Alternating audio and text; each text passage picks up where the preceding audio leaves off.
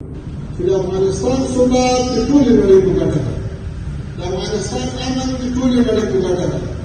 که په افغانستان کې د اسلامي امارت تسلط نه وي، دا قوت نه وي، نو خو تجربه شوه په افغانستان کې دا څنګه کله څومره تجربې وشوې، د ملل متحد کامیابه شو، د ناټو کامیابه شو، د امریکا کامیابه شو، د تنظیمونه کامیابه شو.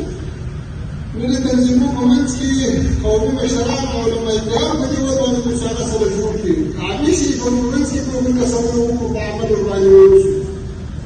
لکه الحمدلله له بدخشان تر هرات له هلمند تر فاریاب امن و امان ده، له هیچا پوښتنه نه کېږي چې ته په قوم څوک یې، ته د کوم ولایت یې. حتی داسې هم دی مثلا چې وخت کې د جنوب خلک شمال ته رسوي، تاسو په کوم ویاړ د ولسوالۍ خلک ولایت ته نسوي ځای، ځینې خلک ولسوالۍ ته نسوي ځای.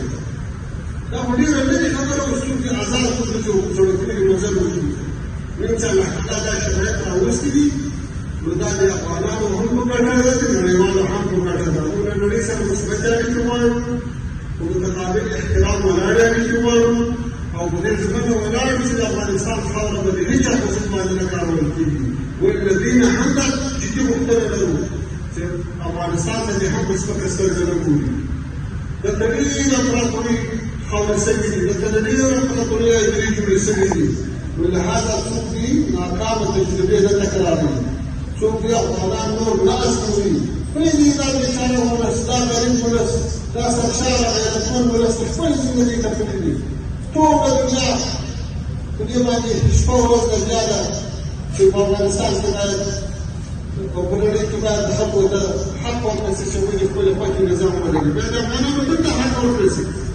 همدغه افغانانو چې په ضرب د 1100 ورځو کې په 14 ولایتو په 400 ولسوالیو کې بدلون راوست، همدغه ولسي ملاتړ، همدغه د ولس په زور، همدغه ولسي خلاف و.